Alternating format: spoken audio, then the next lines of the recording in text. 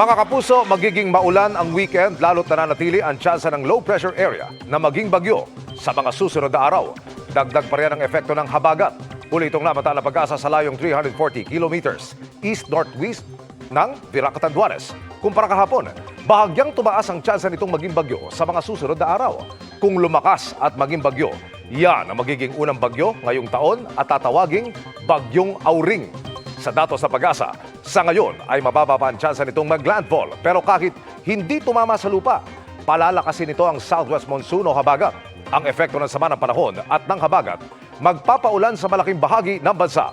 Base sa datos ng Metro Weather, mataas ang tsansa ng ulan sa halos buong Southern Luzon, Visayas at Mindanao bukas. May malalakas na ulan lalo po sa hapon.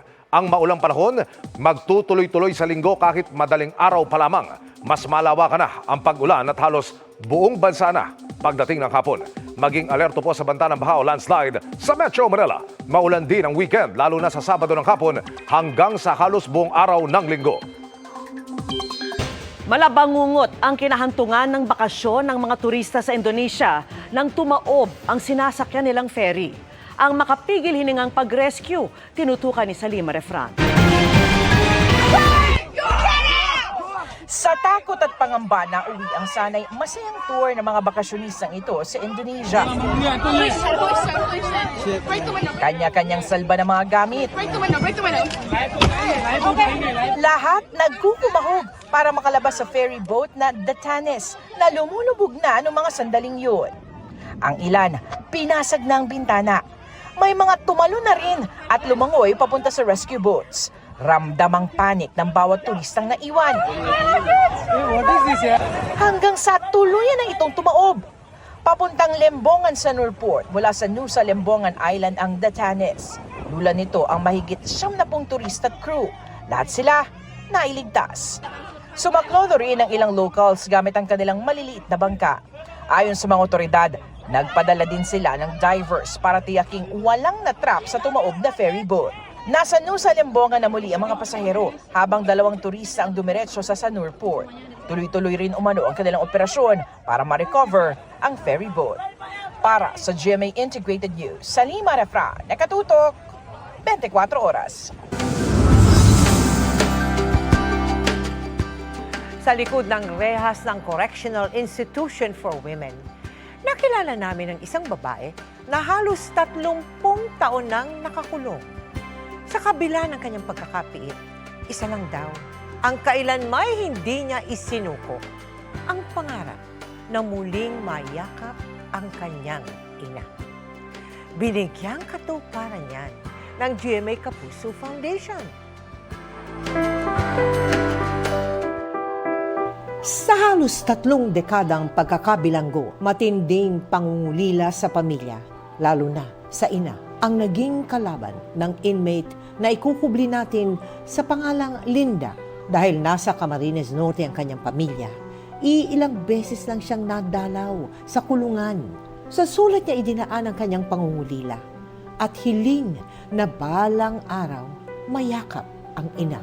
Wala pong araw, wala pong gabi na hindi ko po sila naisip. Lahat po ng pagsubok sa loob ng kulungan, tinis ko po. Nilalakas ako lang kasi gusto po silang makita. Nakulong si Linda matapos siyang kupkupin ng sindikato. Pinapili niya ako, mabuhay ka, mamatay ka o pumatay ka. Pinili ko yung hindi ko gusto para lang mabuhay. Matapos nating itampok ang kwento ni Linda noong Marso, agad nakipag-ugnayan ang GMA Kapuso Foundation sa kanyang pamilya para ipagdiwang ang ika-50 kaarawan ni Linda. Iniluwas ng GMA Kapuso Foundation, Pamaynila, ang kanyang pamilya, kabilang ang kanyang ina. Mama! Mama! At sa wakas, matapos ang ilang taon, muling nayakap ng mahigpit ni Linda ang ina. Sa tagal ng panahon, yan ang inaasam-asam ko. Gusto ko makalabas na siya kagad. Bago man lang mabawian ako ng buhay, makasama ko pa siya. Malapit na po talaga siyang lumayas. Hinihintay na lang po yung DO po niya. Naibigay na rin ni Linda ang mga sulat para sa ina. Maraming salamat sa lahat-lahat ng tulong mo, Mama. at pinagsaluhan ang dala nating pagkain. Sobrang saya po. Kayo po yung naging daan para makita ulit kami ng mama ko. I love you, Mama. Sa mga nais makiisa sa aming mga project, maaari po kayo magdeposito sa aming mga bank account o magpadala sa Cebuana Luwilier. Pwede rin online via GCash, Shopee, Lazada at Globe Rewards.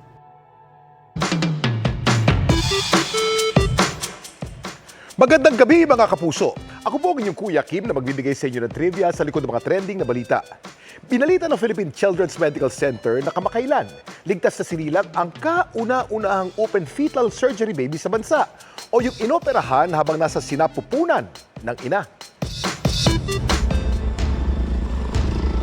Isinilang kamakailan sa PCMC, Philippine Children's Medical Center, ang sanggol na ito. Pero hindi lang siya basta simpleng sanggol. Siya ang kauna-unahang sanggol sa Pilipinas na inoperahan habang siya'y nasa sinapupunan pa ng kanyang ina o yung tinatawag na open fetal surgery. Nasa sinapupunan pa lang daw ang sanggol ng ma-diagnose ito na mayroong myeloma single-cell, isang uri ng spina bifida. Ang spina bifida ay isang congenital na kapansanan sa mga bata. Nagkakaroon po ng damage yung spinal cord. Kapag hindi maagapan, maaari daw ito magdulot ng pagka-paralyze, hirap sa paglalakad o deformity sa gulugod, balakang o paa ng bata. Buong buhay na po yung ganong kapansanan. At ang nakikitang solusyon dito ng mga eksperto sa PCMC ang sumailalim ang mag-ina sa isang open fetal surgery. Yung fetal surgery para po maisara yung spina bifida habang nasa sinapupunan pa. Ayon sa isang pag-aaral na inilathala noong 2011, Yung mga batang inoperahan habang nasa sinapupunan pa, napabuti yung motor function by almost 50%. pero operasyong ito, lubhado delikado at sakali man ay unang beses pang gagawin sa Pilipinas. Mabuti na lang, ang mga fetal team and surgery team ng PCMC trained para gawin to. Nag-training ho kami sa Bogota, Colombia. Pagkatapos ng training, isang taon na preparasyon ang aming ginawa. Nang masigurado qualified ang mag-ina na sumailalim sa operasyon, kinasa ito nitong March 26.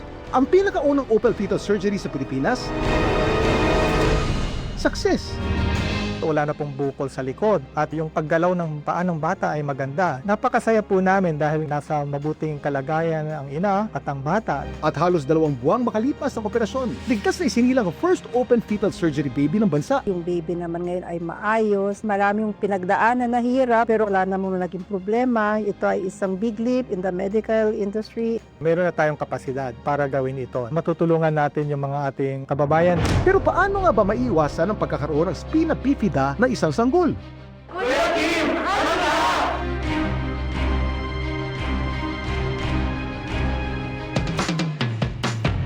Isa sa mga sanhi ng pagkakaroon ng spina bifida ay ang kawalan ng sapat na folic acid sa katawan. Kaya payo ng mga eksperto mula sa PCMC para sa mga babaeng nasa early stage of pregnancy o nagbabalak magbuntis, kailangan uminom ng folic acid o vitamin B9. Meron din mga pagkain fortified with folic acid na pwedeng kainin gaya ng ilang tinapay, cereal at dark leafy greens. Ugaliin din ang regular at maagang pagpapacheck up sa doktor. Mas mabuti na raw na maiwasan ito lalo't hindi lahat ng kaso ng spina bifida ay maaring maoperahan sa pamamagitan ng open fetal surgery. Samantala, para malaman ng trivia sa likod ng viral na balita, i-post o i-comment lang #Kuya Kim. Ano na? Laging tandaan, importante ang may alam. Ako po si Kuya Kim at sagot ko kayo, 24. Mga kapuso, bumida ang mayamang kultura, obra at pagkaing Pinoy sa Philippine Pavilion sa Expo 2025 sa Japan. Layo nitong maipakilala pa ang Pilipinas sa buong mundo at mapalakas ang turismo. Live mula sa Osaka, nakatutok live si Katrina Son. Katrina. Emil, pinilahan ng mga bisita at in-enjoy ang Philippine Pavilion dito sa Expo 2025 sa Osaka, Japan. Hand-woven art pieces na may multimedia projection na tila dadalhin ka sa iba't ibang rehiyon ng Pilipinas. Yan ang bubungad sa mga bumibisita dito sa Philippine Pavilion sa Expo 2025 sa Osaka, Japan. These are all made of abaca. So the artists weaved abaca to be the canvas for the art piece. And then we printed our art piece on it. And then as you can see, there's strips here. They've been cut into strips and then reweaved together, inserting different materials that are endemic to the Philippines. Marami ang bumilib sa hand-woven art pieces dito, kabilang ang OPM icon na si Jose Marichan. We've been showing our Japanese friends the island where we were born in Iloilo. Today, this is the first pavilion that we came to. I wanted our Japanese guests to appreciate our pavilion. It's amazing. I was not aware that there are tissues from the various regions, and I think when it is about colors that are represented on the picture, I immediately found again the colors that I'm learning to visit in the country. It's not like Japanese style, so it's really new style for me, and I really love it. Nung nakita ko yung loob, so I'm really proud to be a Filipino. Kabilang sa mga bumisita sa pavilion ang pamilya ni Romer na mula sa Qatar. Binigyan siya ng pakilala bilang ika-300,000 na bisita. Very surprising, nakakataba ng puso na naging nagkaroon pa na ganito na pang 300,000. Dapat kung bibisita ka lang dito sa expo, dito ka dapat unang pumunta, of course. Be proud of your country. Sumabay rin sa mga cultural dance performances sa mga bisita. May mga sumubok din ng Filipino traditional hilot. It was amazing, ang sarap. The hilot was very energetic, but paradoxically, I get out of this hilot more relaxed. Isa rin sa mga talagang pinipilahan dito sa Philippine Pavilion sa Expo 2025 ay itong hain. Dito nga sa hain ay isinuserve nila ang ilang mga Filipino food tulad na lamang ng halo-halo, adobo at okoy. I tried already and it's very nice. Adobo, I like very much. This is my favorite, adobo chicken. Very, very good. Very, very delicious. You like it?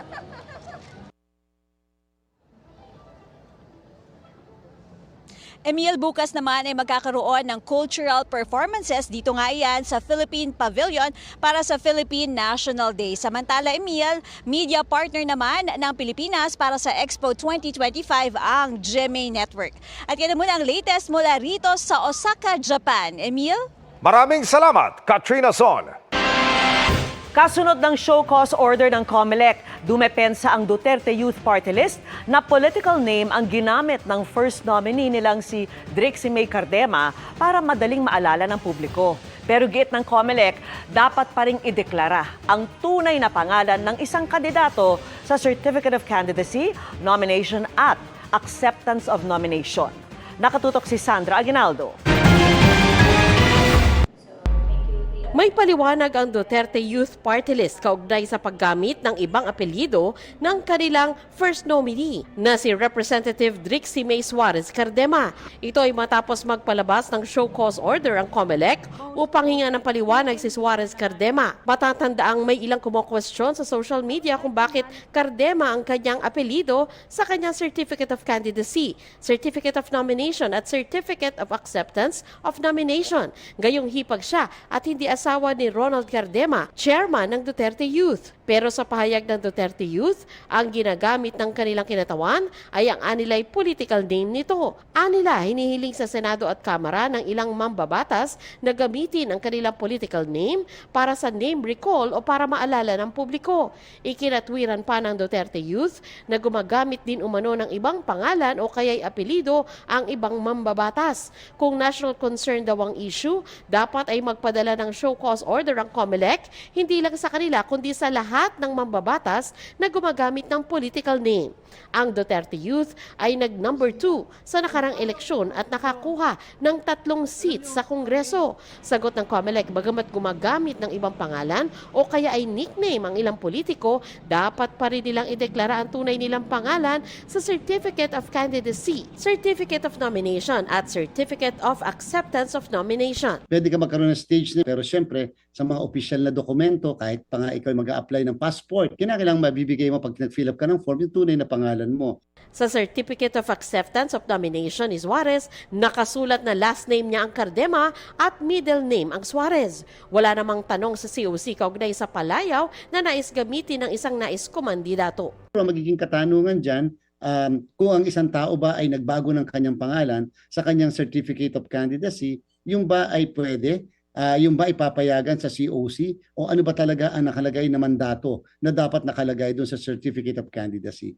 Ganun pa man ayon sa COMELEC, pakikinggan muna nila ang paliwanag ni Representative Cardema at pag-aaralan ang isinasaad ng batas tungkol sa pag-file ng COC at CONCAN. Kaugnay naman sa bagong henerasyon party list, formal na itong naiproklama kanina. Ayon sa COMELEC, hindi na nagkaroon ng seremonya kaugnay nito. Ang BH ay nakakuha ng isang seat para sa kanilang kinatawan.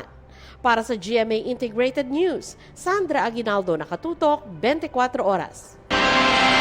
Isang nag-aasam ng ika-4 na sunod na kampyonato at isang gustong makabawi mula sa pagkatalo ang magtatapat sa Women's Volleyball Tournament Finals ng NCAA Season 100 this Sunday.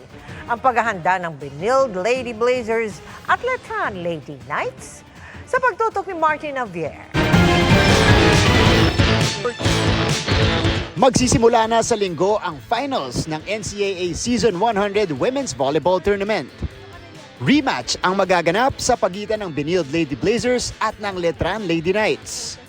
Ang Benilde nag-aasam na makuha ang 4-peat. Ayon kay Benilde Head Coach Onyok Kitigan, mahalaga ito para sa koponan lalo't karamihan ay rookie sa NCAA. Malaking bagay na yun nga, mapatunayan na kahit wala yung mga senior, makakapasok pa rin ng final.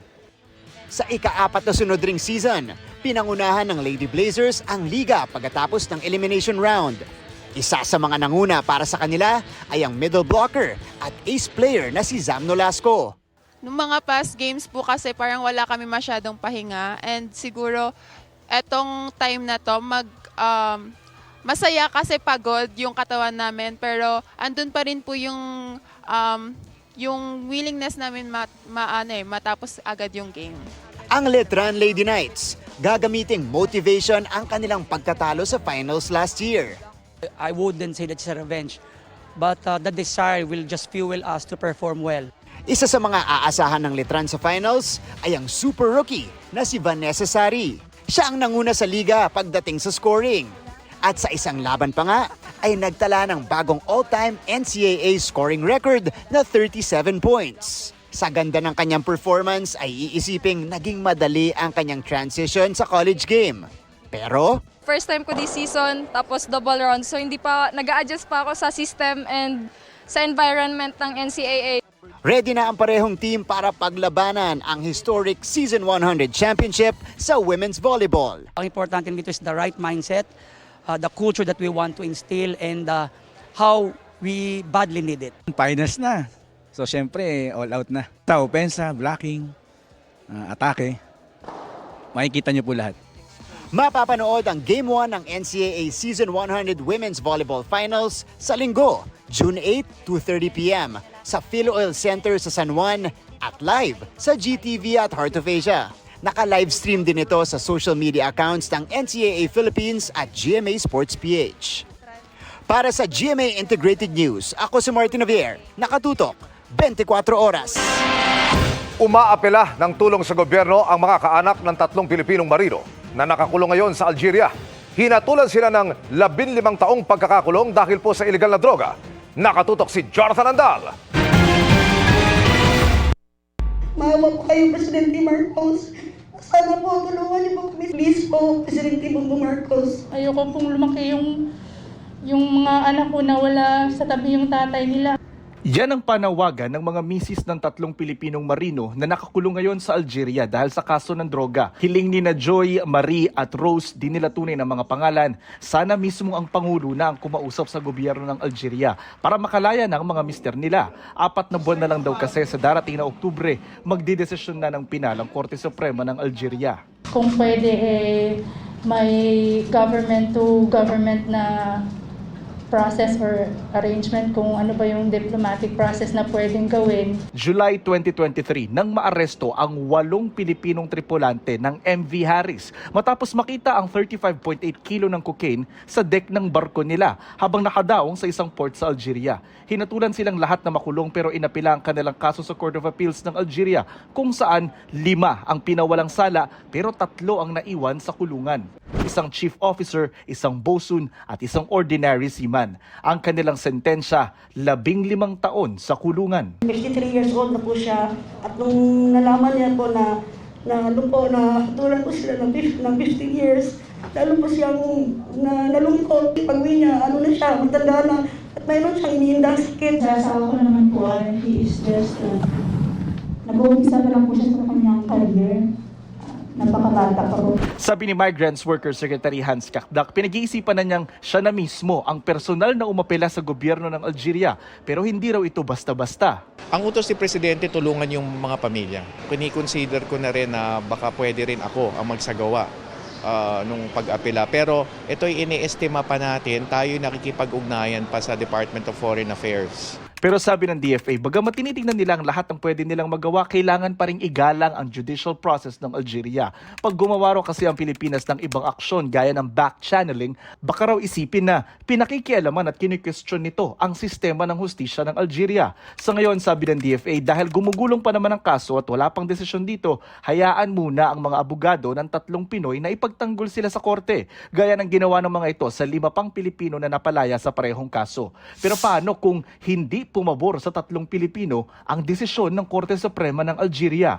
Kapatawaran could be an option, but hindi ko muna pa ibibigay yung option na yon at this stage kasi hihingi tayong kulang payo sa DFA pending yung kaso na nasa Korte Suprema.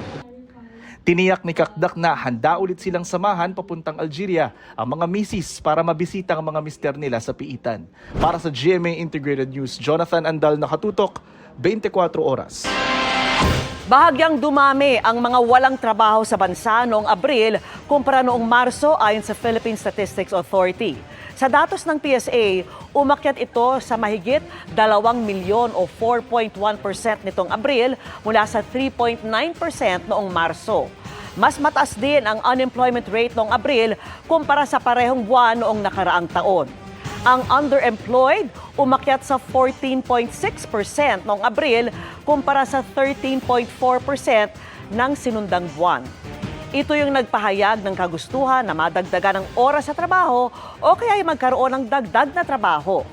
Ayon sa Department of Economy, Planning and Development, patuloy na gagawin ng gobyerno ang iba't ibang hakbang para madagdagan ng trabaho at tumaas ang tsansa na makahanap ang job seekers ng hanap buhay. Lolong just keeps getting more intense and action-packed, lalo ngayong nalalapit na ang grand finale. Pero bago yan, may aabangan munang dambuhan ang pagbabalik. Makichika kay Aubrey Carampel. Mula Lolong Season 1 hanggang sa bagong yugto na Bayani ng Bayan. Dahil hindi pa rin tumitigil ang kasamaan. At ngayon, sa Pangil ng Maynila, iba't ibang pagsubok na ang hinarap ni Lolong na ginagampanan ni Kapuso Prime Action Hero Ruru Madrid. Gaya raw ng karakter na si Lolong, pinagtibay din si Ruru ng mga pinagdaanan sa paggawa ng Kapuso Action Series. Itong Lolong yung nagpabago talaga sa buhay ko. Yung hindi lang sa pagiging artista, kundi sa pagiging tao. Yung sa kabila ng lahat ng mga binabato sa iyo ng mundo, na bigla ka magkakaroon ng injury, bigla magkakaroon ng pandemic, biglang magkakaroon ng kung ano mang aksidente. Parang yun yung nagsisilbing parang lakas sa akin na parang lalong pagbutihin yung ginagawa ko. Katuwang ni Ruru ang buong produksyon, pati ang kanyang co-stars para siguraduhing worth it ang mga susunod na episodes, papunta sa nalalapit nilang finale. Blessed and thankful nga raw sina Martin Del Rosario at Shaira Diaz na maging bahagi ng Lolong dahil marami rin daw silang babauning aral at good memories bilang sina Elsie at Ivan. We're lucky talaga na may experience yun. Parang dito sa Lolong sinubok kami, nakita natin yung kung hanggang saan tayo lahat. May mga na-unlock tayo na akala natin hindi natin kayang gawin. Pero dito nakita natin yung range. Kung hanggang saan pa pala yung range namin na, wow, thank you Lolo. Nailabas mo talaga, no? Makikita mo kasi na bawat cast, bawat yung director, creatives, alam mo yung binibigay yung 100% para sa ikagaganda ng show. Mamaya sa weekender ng Lolong, intense ang mga aabangang eksena. Bilisan mo! Dahil ang mga kalaban, aabot na sa sukdulan ang kasamaan. Masalimuot na naman ang pagdadaanan ni Elsie sa kamay ni Ivan at ni Donna. At malalagay sa peligro ang mga bata. Oo, Yung kambal, malalagay sa Pati yung peligro. nasa sinapupunan. Si Lolong at ang aking kaibigan. At syempre, magbabalik ang dambuhalang kasangga ni Lolong na si Dakila. Kung kailan at saan, yun daw ang dapat ding abangan. Very nostalgic kasi para bumabalik din yung season 1. May mga eksena kaming ginawa na parang kung paano namin siya shoot nung season 1. Na kaming dalawa lang ni Elsie. And then ngayon nadagdagan na kami. So abangan po natin yung mga ganong klaseng moments. At syempre, naghahanda na rin daw sila para sa kanilang grand finale. Meron kaming napag-agrihan na isang eksena na parang never ko pa napapanood yun sa tanan ng buhay ko. Diba? Parang very, very exciting. Yung Lolong, siguro magtatapos man siya sa pag-ere sa telebisyon, pero habang buhay siyang nasa puso nating lahat. So, hindi ko masasabi na ito na yung huli. Maraming mga possibilities.